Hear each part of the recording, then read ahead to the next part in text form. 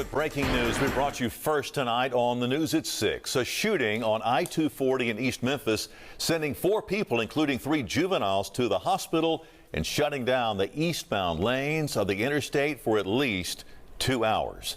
Hello, I'm Greg Hurst. Hi, I'm Stephanie Skurlock, but it did not end there. The suspects then led police on a pursuit. WREG's Ashley Paul is live at Baptist East Hospital tonight, where the shooting victims were taken. Ashley?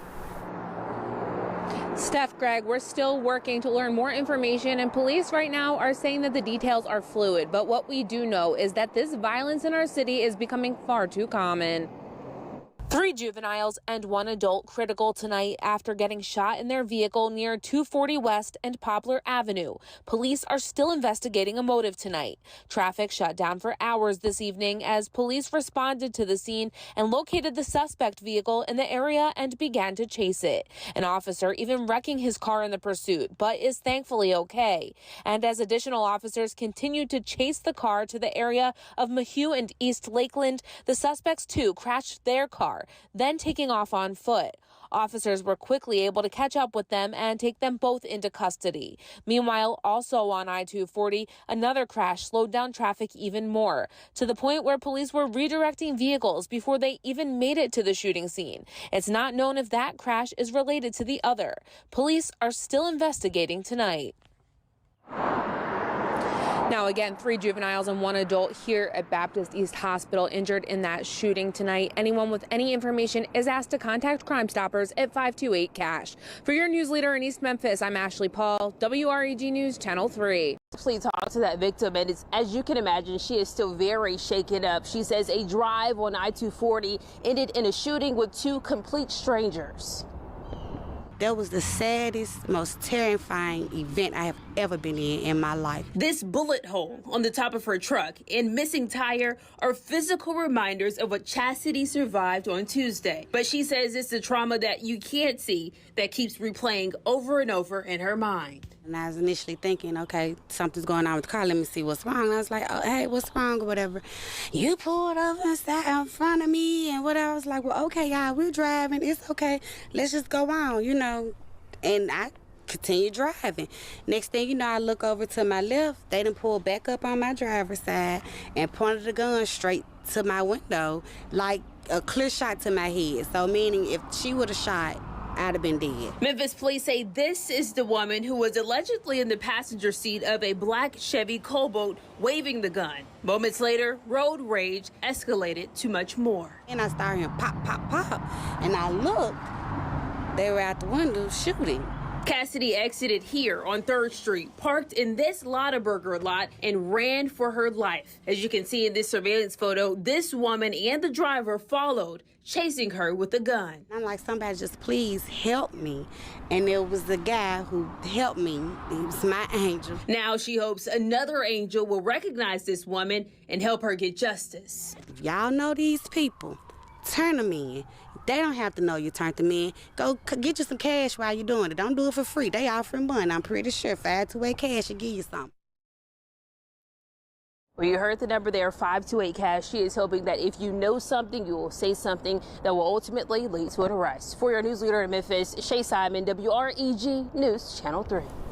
Tonight, one of the suspected I-240 shooters was out on bail when he was seen firing shots into a car filled with children. Thank you for joining us at 10. I'm Pepper Baker. A father and his 4 children are still in the hospital tonight recovering from that shooting on Tuesday. Our Kevin McNamara joins us. And Kevin, what did you learn about the suspect's previous criminal record? Yeah, Pepper, quite a bit. 21-year-old Kendrick Ray has an extensive criminal history, including a felony arrest for possession of an illegal modified handgun and an arrest for a carjacking just back on June 3rd. However, that's not the worst part. He was able to get out of jail after posting bail for just $500. Officials have arrested 21-year-old Kendrick Ray multiple times prior to this week's shooting on I-240 that hurt a father and his 4 children. And that's not the only case Ray is being tied to. According to an affidavit, Ray is also involved in a separate incident on June 3rd when officials say a woman was carjacked at a BP gas station. He's also facing felony charges from last summer for possession of an illegal weapon, a modified Glock.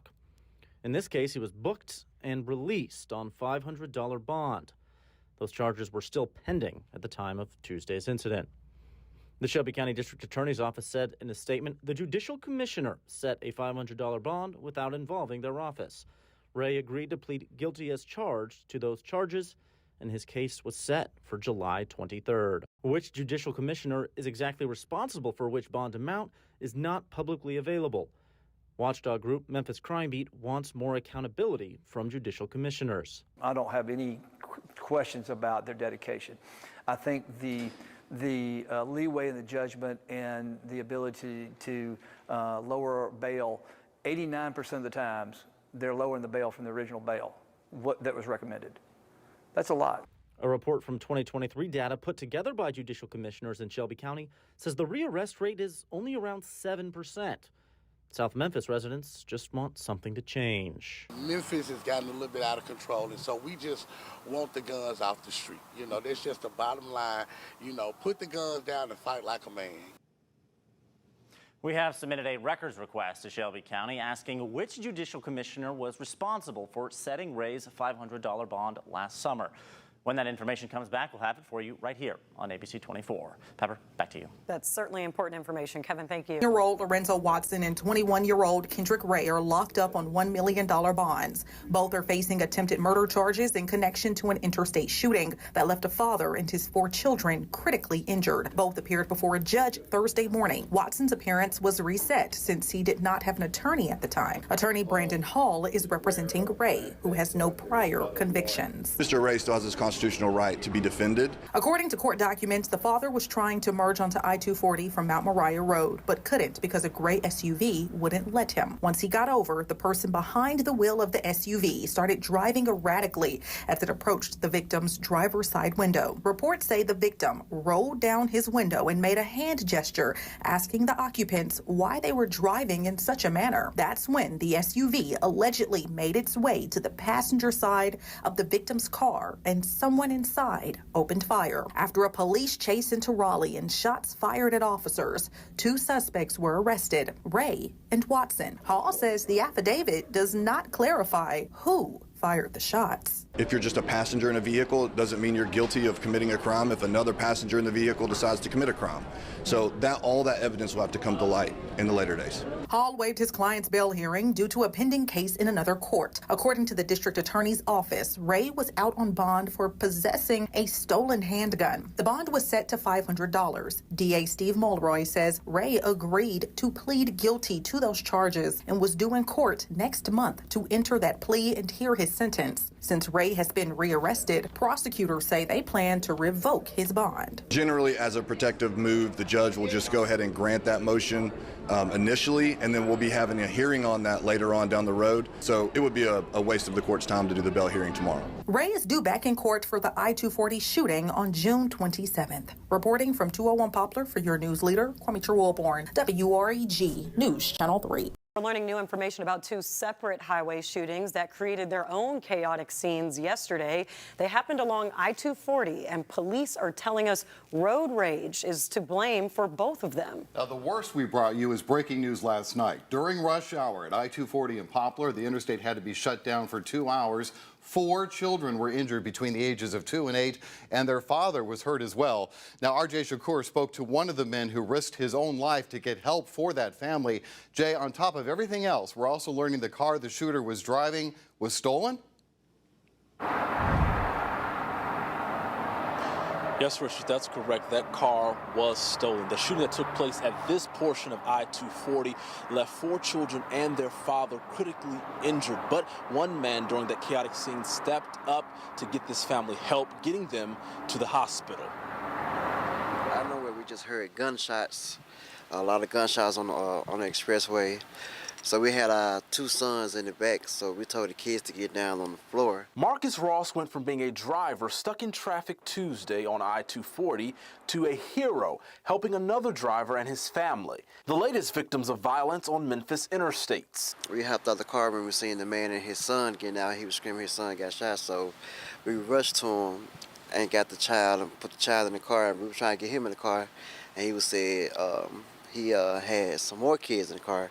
So we pulled the truck up and put the kids inside and put him inside. Ross aiding a father and his 4 children after they were shot in one of 3 violent incidents on the busy interstate in the past 2 weeks.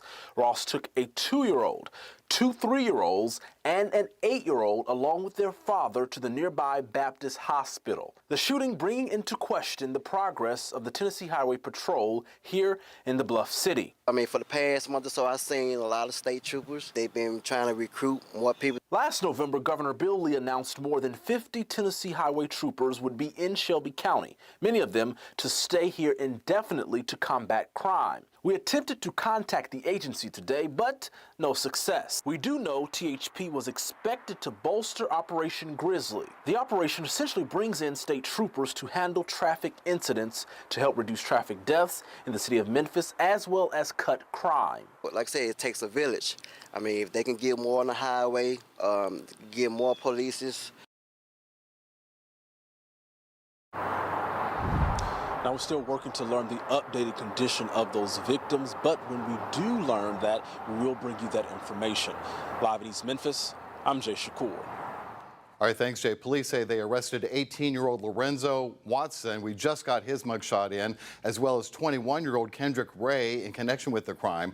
They are both facing multiple charges. Police tell us the suspects were caught on camera near Wolf Chase Galleria and actually shot at police before crashing a stolen car and trying to make a run for it. Ray was out on bond for a recent carjacking and aggravated assault.